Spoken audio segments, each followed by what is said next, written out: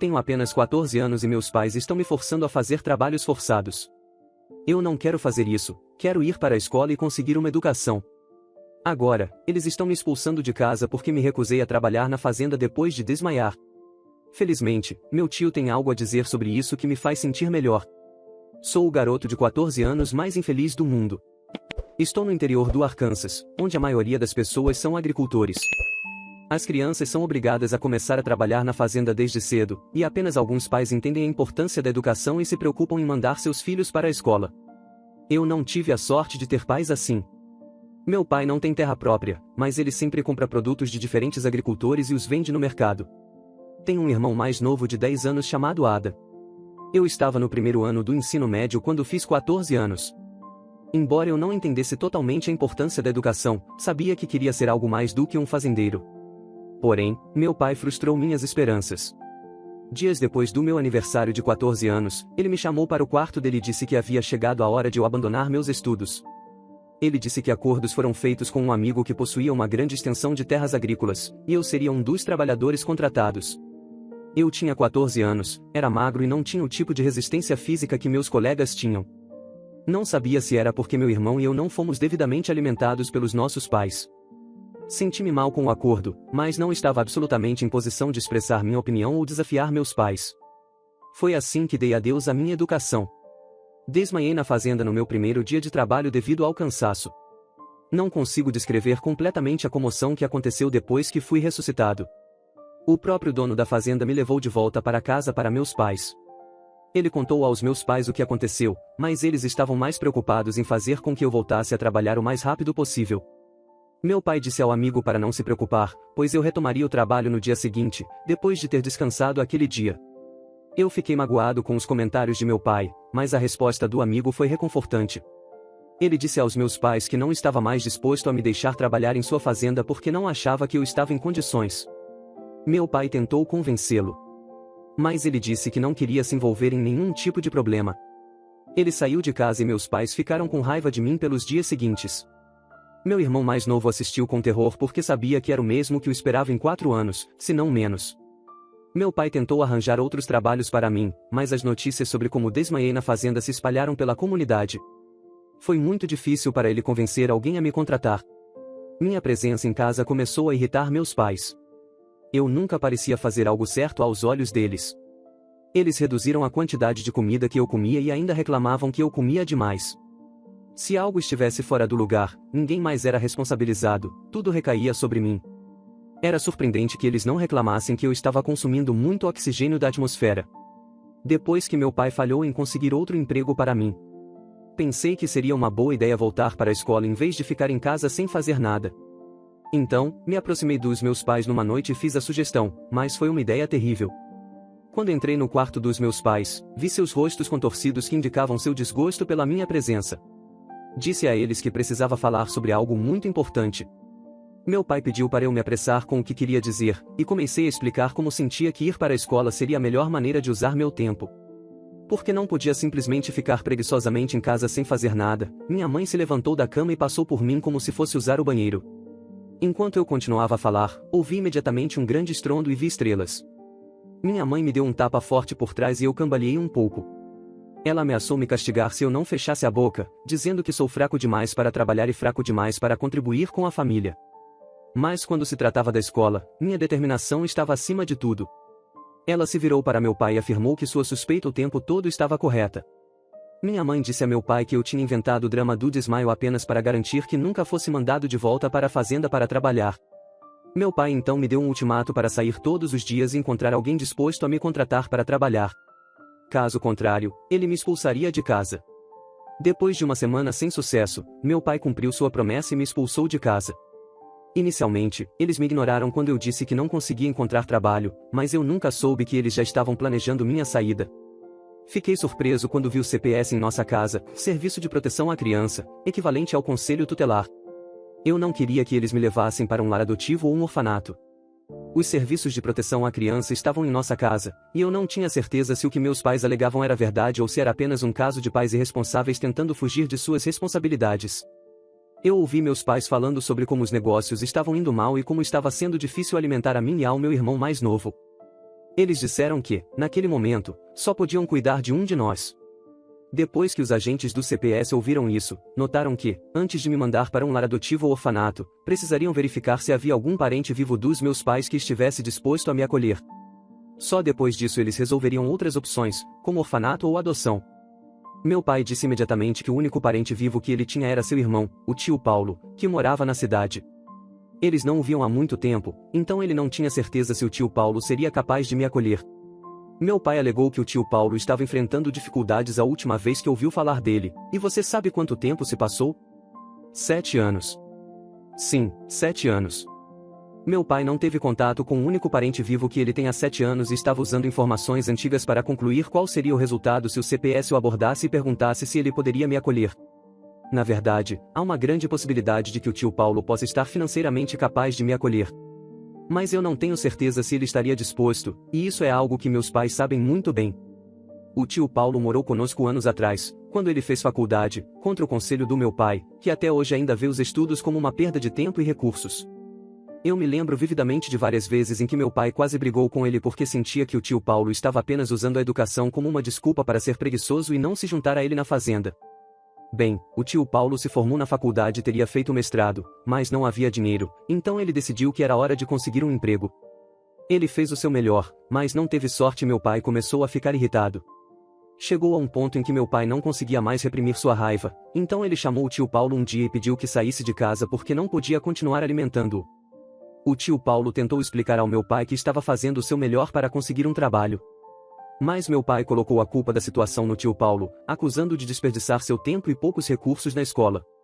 O tio Paulo foi forçado a sair de casa naquele dia, e em vez de permanecer no campo, ele se mudou definitivamente para a cidade.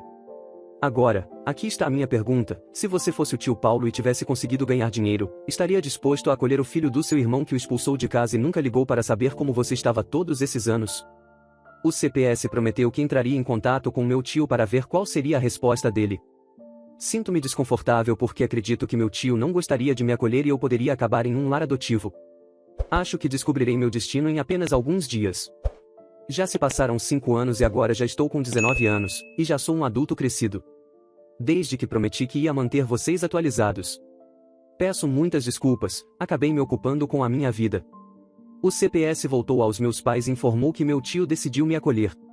Meus pais ficaram tão surpresos quanto eu, pois achavam que o tio Paulo recompensaria o ato de maldade deles com crueldade. Eles ficaram bastante felizes por eu estar sendo tirado das mãos deles.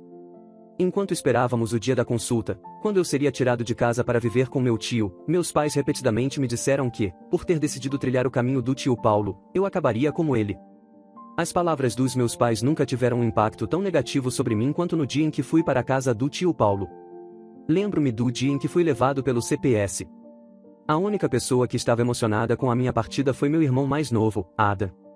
Ele correu atrás de mim enquanto eu era conduzido para longe, me segurou com força e começou a chorar, dizendo que não queria que eu fosse embora. Não consigo descrever a dor que senti naquele momento.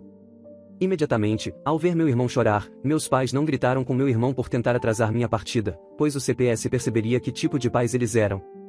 Eles disseram a Ada e a mim que a minha partida era o melhor para todos, mas eu tinha certeza de uma coisa: Adam teria um encontro com o cinto do meu pai naquele dia. Eu estava nervoso enquanto dirigíamos para a casa do meu tio. Quando chegamos lá, ele parecia muito feliz em me ver depois de tantos anos. Eu não fui tocado por sua demonstração de carinho e emoção porque senti que tudo aquilo era apenas uma encenação. Eu queria acreditar que ele tinha boas intenções comigo. Após cerca de 5 minutos discutindo com ele, o serviço de proteção à criança me deixou com ele e eu me preparei para o pior, mas nunca veio.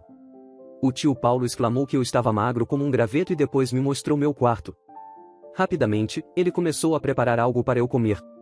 A qualidade da refeição era surpreendente, algo que nunca tinha experimentado na vida. Se meus pais consideravam isso um fracasso na vida, eu adoraria me tornar um fracasso também. Eu limpei meu prato em 5 minutos, e sem perguntar se eu estava satisfeito, meu tio serviu mais um pouco. Foi-me permitido tirar uma longa soneca naquela tarde antes de ter uma longa discussão com meu tio. Ele balançou a cabeça com decepção quando expliquei a ele o que realmente aconteceu. Ele me explicou que provavelmente meus pais não queriam envolver o CPS, e que a intenção deles era me jogar fora como lixo. Mas eles não tinham outra opção pois isso teria sido considerado abandono, e eles poderiam ser presos por isso, então foi por isso que eles envolveram o CPS. tio Paulo imediatamente me colocou de volta na escola. Como ele não tinha filhos próprios, uma série de preocupações tomou conta da sua mente, afastando-o da ideia de casamento. Ele disse que consideraria encontrar uma esposa no futuro, mas na época, estava focado em construir sua riqueza. 2 anos se passaram e meus pais obviamente não tinham dado notícias para saber como eu estava. Eu não esperava isso deles. Então, o tio Paulo decidiu confrontar os meus pais e me levou com ele naquele dia.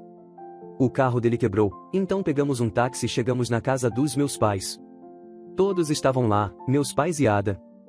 Foi Adam quem abriu a porta para nos levar à sala onde meus pais estavam sentados. No momento em que vi Ada, percebi o quanto o tio Paulo tinha sido bondoso e gracioso comigo, transformando-me de alguém magro como um graveto para alguém bem alimentado.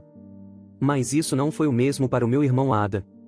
Ele estava animado em me ver, mas não expressou isso por medo dos meus pais. Ele apenas ficou na porta e sorriu para nós até meu pai perguntar quem era que veio nos visitar. Ada não disse nada, apenas se afastou para que eu e meu tio pudéssemos entrar. Minha mãe foi a primeira a falar, e tanto o tom quanto as palavras que saíram de sua boca estavam carregados de sarcasmo e zombaria. Ela perguntou se meu tio já estava cansado, e com isso queria dizer cansado de mim. Bem, essa pergunta me cortou como uma faca, era como se eu fosse um fardo para todos ao meu redor. Felizmente, o tio Paulo não perdeu tempo em rebatê-los. Ele disse aos meus pais que me trouxera para que pudessem ver o quanto eu estava melhorando depois que eles me abandonaram. Isso, segundo meu tio, era prova do seu fracasso. Meu pai disse que a única coisa que viam era eu sugando todos os recursos do tio Paulo, e que essa era a única razão pela qual eu estava tão saudável. Pediram para ele me levar e sair de casa, caso não tivesse mais nada importante a dizer. Tio Paulo chamou de sem vergonhas e acenou para mim, indicando que era hora de nos despedirmos. Estávamos partindo, mas meu coração estava sangrando e minhas pernas estavam pesadas enquanto todo aquele drama se desenrolava. Meu irmão Ada nem sequer disse uma palavra, e eu sabia que era porque nossos pais já o haviam instruído para que tomasse cuidado e que mantivesse distância. Atualmente, tenho 19 anos e estou na faculdade, mas estou seriamente preocupado com meu irmão mais novo, Ada. Eu sei que ele não pode ter o melhor na vida enquanto estiver sob a influência dos meus pais. Atualização rápida sobre meus pais. Ei pessoal, já se passaram 3 semanas desde que meus pais e o tio Paulo se encontraram. Depois que meu tio e eu voltamos da casa dos meus pais, eu não estava me sentindo como eu mesmo. O tio Paulo percebeu isso rapidamente, quando ele perguntou o que estava acontecendo, abri meu coração. Expliquei que meus pais eram a causa do meu mau humor. Eu sabia que Adam tinha aspirações que não conseguiria realizar enquanto morasse com meus pais. Eles não queriam que ele frequentasse a escola, e não o apoiavam adequadamente. Além disso, meu relacionamento com meu único irmão parecia distante agora, o que não era o que eu desejava. O tio Paulo comentou que a situação do meu irmão era lamentável, mas que não havia muito o que fazer, já que ele morava com nossos pais. Pensei que a solução seria simplesmente ir buscá-lo. Senti que precisava fazer isso e pensei que talvez meus pais o deixassem ele ir, pois eles já tinham me dado permissão voluntariamente, então provavelmente concordariam com a ideia. Pensei em sugerir que outra pessoa assumisse a responsabilidade por Ada, mas o tio Paulo já sabia para onde isso estava indo. Antes mesmo de eu poder fazer a sugestão, ele me disse que a razão pela qual isso não era viável não era porque ele não podia ou não estava disposto a cuidar do meu irmão, mas porque meus pais não estariam dispostos a abrir mão dele. Ainda assim, insisti em tentarmos, e ele observou que poderíamos tentar. Mas ele havia cortado relações com meus pais. Visitei meus pais ontem e, como esperado, eles não estavam felizes em me ver. Minha mãe não estava por perto dessa vez, então era só eu, meu pai e meu irmão. Comecei a contar ao meu pai que queria trazer Adam para morar na cidade onde estávamos, para que ele pudesse frequentar a escola. Meu pai ficou em silêncio por cerca de 2 minutos depois que terminei. Antes de perguntar se eu sentia que ele não tinha interesse no seu filho Ada. A resposta para essa pergunta era muito óbvia, mas eu não queria causar nenhum drama, então simplesmente respondi dizendo que estava considerando o que Adam queria para si mesmo. Meu pai imediatamente explodiu, dizendo que o que ele queria para Ada era mais importante do que o que Adam queria para si mesmo. Ele nem sequer se importava com o que Adam tinha a dizer. Ada estava ali parado, com apenas 15 anos, e assim como fizeram comigo, meu pai já o havia tirado da escola e começado a empurrá-lo para um caminho que ele não queria seguir. Eu não sabia de onde vinha toda essa ousadia. Mas estou grato por ter dito isso. Eu disse ao meu pai que forçar Ada a seguir um caminho que ele não escolheu só iria fazer com que ele guardasse ressentimento contra eles no futuro. No entanto, meu pai argumentou que o contrário seria verdadeiro, pois Ada ficaria grato por lhe ter escutado e trilhado o caminho que ele escolheu para Ada. Nesse momento, Ada estava visivelmente tenso e meu pai me pediu para deixá-lo em paz. Ele me avisou para nunca mais aparecer na casa dele. Eu me levantei e saí. Infelizmente o tio Paulo estava certo. Eu não vou desistir e permitir que meus pais arruinem a vida do meu irmão.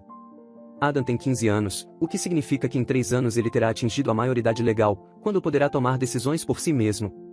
Só espero que quando chegar a hora, ele ainda tenha o desejo de ir para a escola e não tenha sucumbido à ideologia frustrada dos meus pais. Atualização número 3, agora tenho 21 anos. Meu coração está muito pesado enquanto digito isso. Você deve estar se perguntando como cheguei até aqui, especialmente porque fazem apenas 2 anos desde a minha última atualização. Bem, 2 anos são tempo suficiente para que as situações mudem drasticamente para uma pessoa. Meu tio e eu vivemos tranquilamente depois que concluí que não tinha mais pais. Mas comecei a notar algo com o tio Paulo, sua saúde estava piorando. Preocupei-me com isso e perguntei a ele, mas ele disse que não havia com o que se preocupar. Encontrei conforto em suas palavras de encorajamento, até que um dia ele me ligou e iniciou uma discussão sobre como encontrar sempre forças na vida, mesmo quando se sente sozinho. Parecia estranho, mas eu tentei não ler nas entrelinhas. Tio Paulo perguntou o que eu faria se tivesse toda a riqueza que ele acumulou para mim. Comecei a falar sobre como abriria um fundo de bolsas de estudo para crianças que trabalham no campo, que como eu desejavam ir para a escola, mas não tinham pais ricos o suficiente para custear seus estudos. Eu ainda estava falando quando meu tio começou a tossir.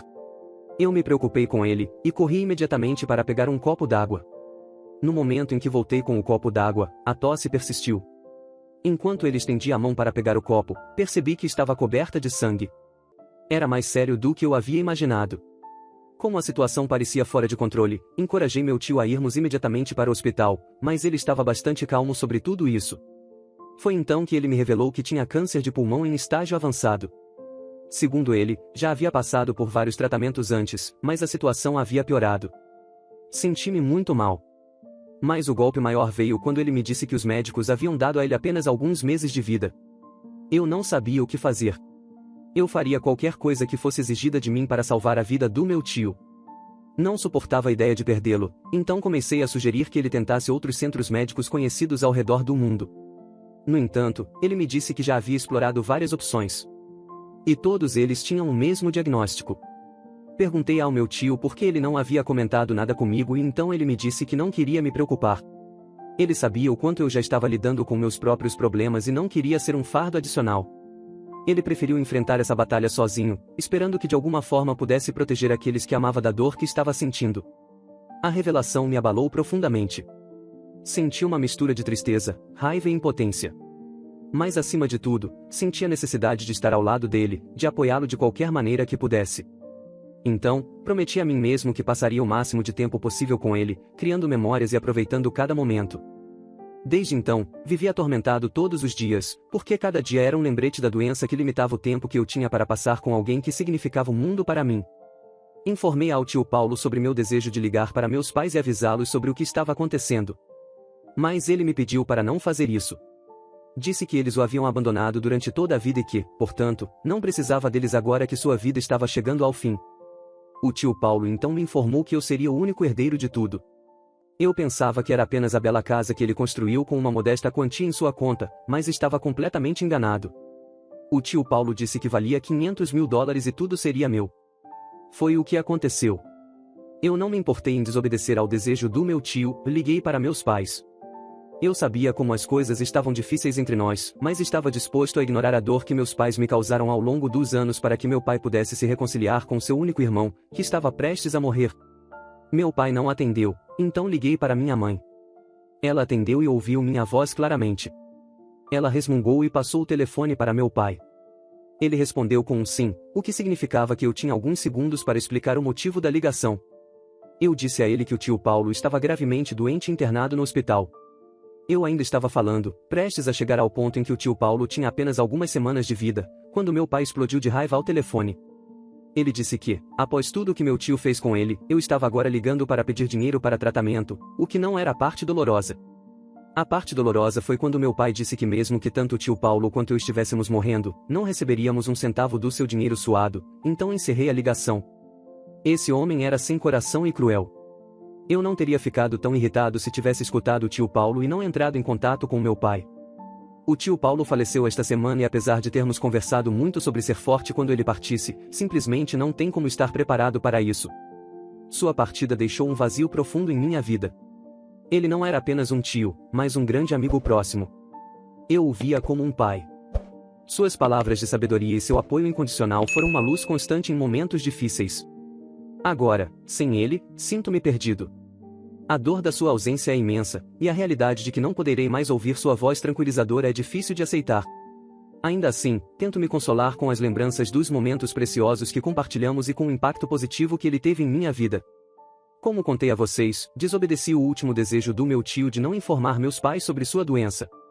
E depois que meu pai deixou claro que não se importava se eu ou meu tio estivéssemos mortos, decidi não deixar meus pais saberem que ele havia falecido. Nunca havia organizado uma festa na minha vida, muito menos um funeral, então não tinha ideia por onde começar. Felizmente, as coisas parecem estar fluindo sem estresse por enquanto. Quando informei os amigos mais próximos dele sobre sua morte, eles assumiram a responsabilidade de garantir que meu tio tivesse um enterro adequado. Chegou o dia do funeral. Foi lamentável não ter familiares por perto para me oferecer o apoio emocional que tanto precisava. Tio Paulo não era apenas um tio para mim, ele foi como o pai que meu próprio pai se recusou a ser, a mãe que minha própria mãe se recusou a ser, e muito mais. Como ele não tinha religião, a cerimônia não ocorreu em uma igreja, mas em uma casa funerária, conforme seu desejo expresso. Era hora de prestar nossas últimas homenagens, e fui o primeiro a ver tio Paulo deitado no caixão, como se estivesse apenas dormindo tranquilamente. Parecia um pesadelo do qual daria qualquer coisa para acordar. Foi um desafio segurar as lágrimas e manter a compostura como um adulto. Encontrei um canto onde poderia deixar meus pensamentos fluírem sem interrupções. De repente, fui trazido de volta à realidade ao ouvir alguém descrever o tio como uma boa alma. A voz era surpreendentemente familiar, parecida com a do meu pai. Virei-me e vi meus pais ali, ao lado dos últimos amigos do tio, que se aproximavam como se o conhecessem profundamente. A tristeza que senti imediatamente se transformou em raiva, e comecei a caminhar na direção dos meus pais, sem ter ideia do que faria a seguir. Mas eu sabia que não queria que eles estivessem lá. Eles não deveriam estar lá. Me aproximei e minha mãe perguntou por que eu nunca os informei que o tio Paulo estava morto. Respondi dizendo, porque meu falecido tio não queria que eles participassem de seu funeral e achava melhor que não estivessem presentes. Minha mãe respondeu que eu não tinha o direito de fazer tais exigências, e eu estava prestes a criar uma cena quando fui interrompido. Era hora de proceder com a cremação do meu tio e então ignorei meus pais. Eu estava prestes a continuar cuidando dos detalhes finais quando minha mãe mencionou que meu orgulho seria quebrado agora que meu tio havia falecido sem me deixar nada. Optei por não responder ao comentário provocativo e continuei com o processo de cremação, que se concluiu em poucos minutos. Agradeci a todos por terem vindo e convidei os presentes a irem à casa para um lanche leve. Meus pais estavam entre os que compareceram. Enquanto recebia os pêsames de alguns convidados, meus pais entraram pela porta e ficaram surpresos ao verem a casa que meu falecido tio havia construído. Eles se aproximaram de mim e perguntaram se era verdadeiramente a casa que meu tio havia construído. Levantei-me do sofá onde estava sentado com os convidados, olhei para meus pais e dei uma resposta inesperada. Disse a eles que meu tio realmente construiu a casa, mas agora ela era minha. Minha mãe perguntou se eu realmente quis dizer o que acabei de dizer, e eu respondi que sim. Mesmo após a partida do tio Paulo, eu tinha $500 mil na minha conta. Suas mandíbulas caíram, mas enquanto ainda estavam procurando as palavras para dizer algo, eu pedi que saíssem da minha casa. Todos ficaram extremamente surpresos. Bem, meu pai disse que eles ainda eram meus pais e eu não deveria simplesmente desrespeitá-los assim. Mas chamei a segurança e pedi para retirá-los. Tenho certeza de que o tio Paulo estaria sorrindo se pudesse ver meus pais sendo vergonhosamente expulsos da casa. Pedi desculpas aos convidados pelo pequeno caos e assegurei-lhes que era isso que meu tio teria desejado. Em breve, irei buscar meu irmão Adam, que atualmente tem 17 anos. No próximo ano, tentarei convencê-lo a vir morar comigo para que meus pais possam passar o resto de suas vidas a sós. Pretendo dar ao meu irmão Adam a vida que meus pais tiraram dele, a vida que ele realmente merece. É difícil para mim aceitar as tentativas recentes dos meus pais de se aproximarem. Embora eles agora pareçam mais bondosos, não consigo deixar de sentir que seus gestos são motivados não pelo amor genuíno, mas pelo interesse na herança. Essa percepção tem me afastado ainda mais deles, pois valorizo conexões autênticas e genuínas, não movidas por ganhos materiais. Prefiro manter uma distância. Agradeço a todos pelo apoio ao longo de tudo isso e por me ouvirem. Imagine o que esse jovem passou. Ter pais que nunca se importaram com ele e que mesmo assim, tiveram a audácia de aparecer em sua casa após o funeral. E para piorar, agora eles tentam se aproximar apenas porque sabem que ele herdou uma fortuna, querendo se aproveitar disso. Quero saber o que você pensa sobre isso. Se você herdasse uma herança de $500 mil, e então sua família tentasse se aproximar depois de tudo o que aconteceu, como você reagiria? Quero muito saber sua opinião sobre isso. Por favor, deixe seu comentário abaixo. E não se esqueça, se você ainda não se inscreveu no canal, aproveite para fazê-lo agora e ative o sininho de notificações do YouTube. Dessa forma, você será avisado quando eu postar outra história interessante. Um forte abraço e até a próxima história.